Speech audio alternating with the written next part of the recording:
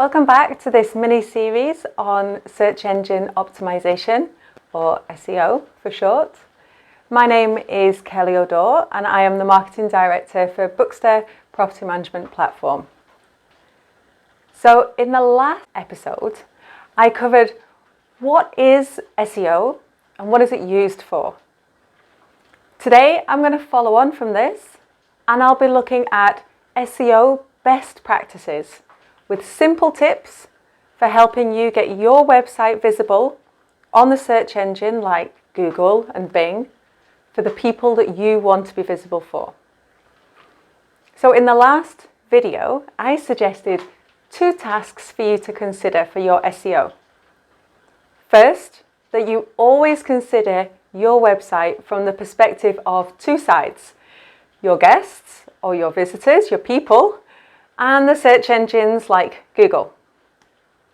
And the second task was to create a profile of the people that you want to visit your website, understanding who they are, what do they want, what language do they use, because this is super important when you're thinking about the content for your site.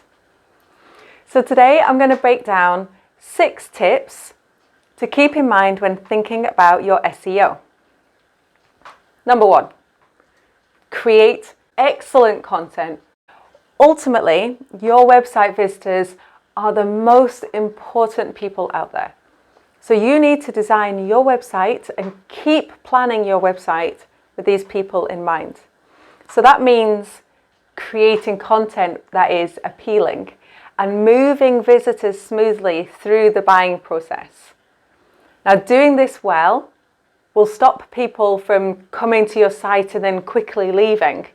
And this is called bouncing, and it has 2 negative effects. Firstly, you've lost that potential customer, which is a potential sale. And secondly, you have high bounce rates. Search engines can think that your site wasn't very good or it didn't answer the question correctly, and it will move you down the rankings. Okay, number 2 is to create a great website experience, and this means fixing the bugs on your site. So search engines want visitors, people, to have good experiences, so they are demanding fast, mobile-friendly websites.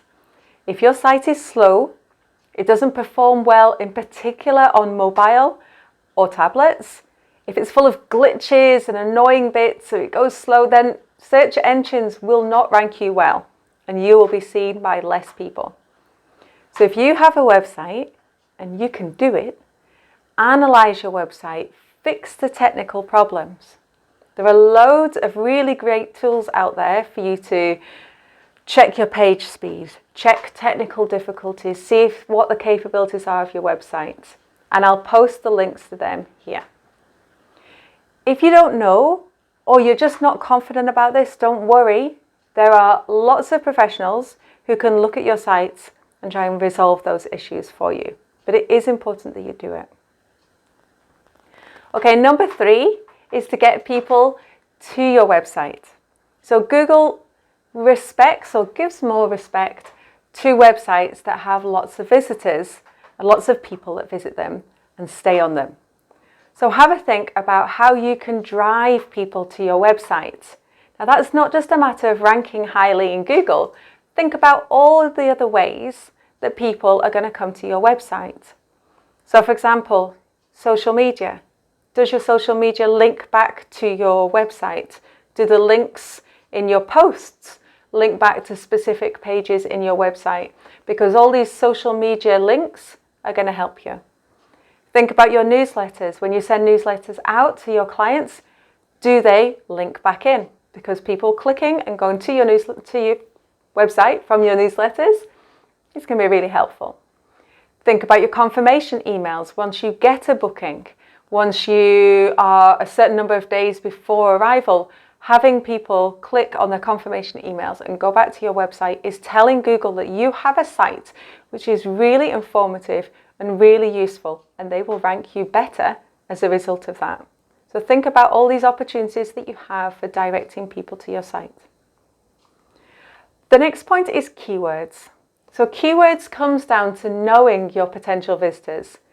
Do you know which words and which phrases they will be using when they're looking for holiday rentals or vacation rentals in your area?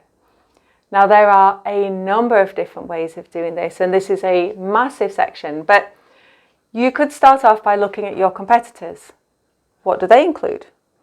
You could look at Google, look at what Google is suggesting people are searching for. There are a lot of keyword tools out there that will help you search for specific keyword trends or high volume keyword, low competition keywords. So I would suggest once you know the type of people that you're looking to attract, you want to start thinking about what words, what phrases, what expressions are they going to be using to be looking for you. So there are different types of keywords, and today I'm just going to focus on two of them: short tail keywords and long tail keywords. Short tail keywords are 1 or 2 word phrases, for example, holiday rentals. And long tail keywords are 4, 5, 10 plus word sentences, such as, where are the best holiday homes in Kent? The very nature of the short tail keywords is that more people will be using these. And because more people are using them, there will be more of your competitors who are trying to be in those top spots and be visible, which means there's much more competition and it's harder for you to be seen with a short tail keyword. Now, there will be fewer people using the long tail keywords to search for their holiday. But if you use these keywords on your website, in your blog, for example, there will be less competition for the top spots in the search engines. So it will be easier for you to rank well and attract those visitors to your website. And the interesting thing about people who are using longer tail keywords, so for example, holiday homes in Kent, is that they are much more likely to be further down the sales process. So they are getting ready or certainly closer to making a purchase. And in your case, that's renting a property from you. So they are the perfect people to be attracting to your website. So there may be fewer of them, but they're much more ready to buy. There are some great tools out there for when you're planning your long tail keywords.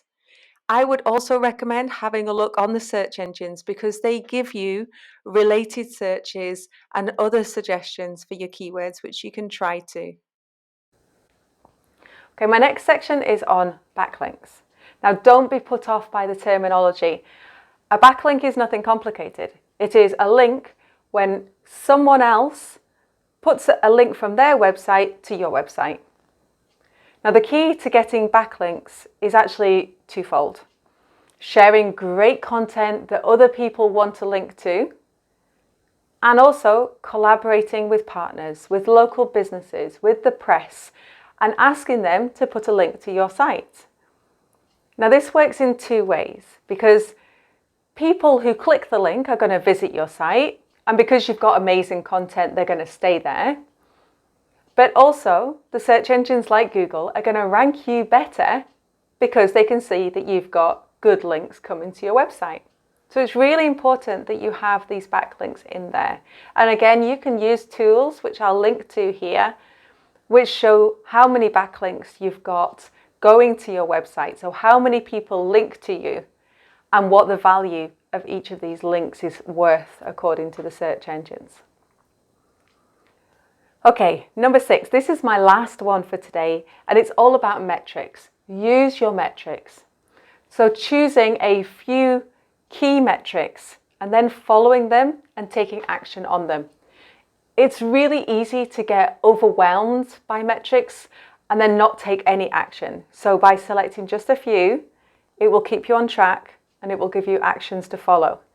And for looking at your metrics, you could look at things like your Google Analytics. It's a really good start to see, okay, who's coming into your website, where are they going, what are they doing, where did they come from, did they make a reservation?